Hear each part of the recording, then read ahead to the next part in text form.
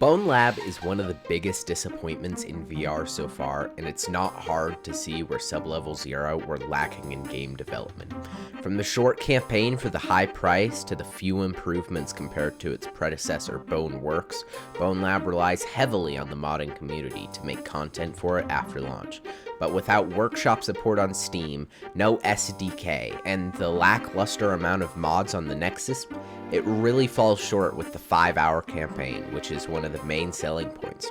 After you complete the campaign, the only thing you can do is play free mode and a few other game modes, which you would expect to have tons of content because of how short the campaign is, but with only 5 more enemies, a couple more weapons, and on every mode there's only one new map.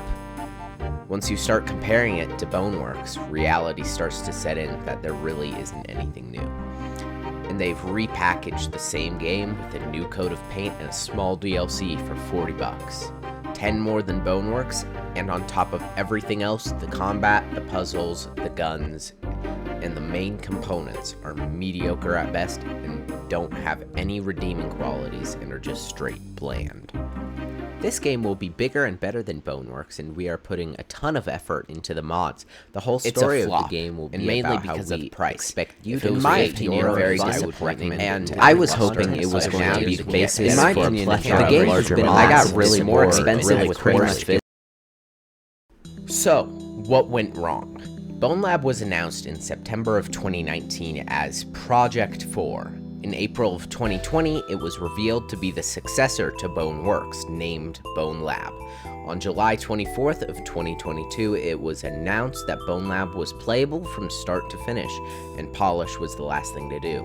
And on September 29th, it was released.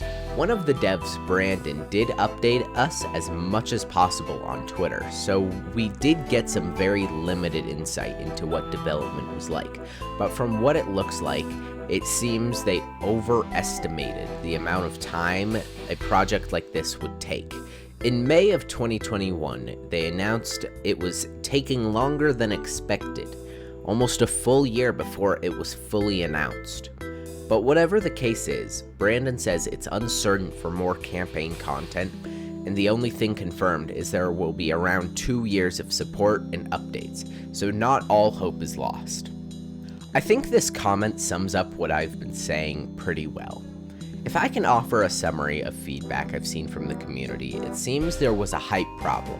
When Boneworks came out, it was like oxygen to the VR gamers looking for something to sink their teeth into, so people were pretty willing to overlook its jank. By the time Bonelab came out, the Quest 2 had been released and there had been an explosion of new users who only knew that Boneworks was well regarded.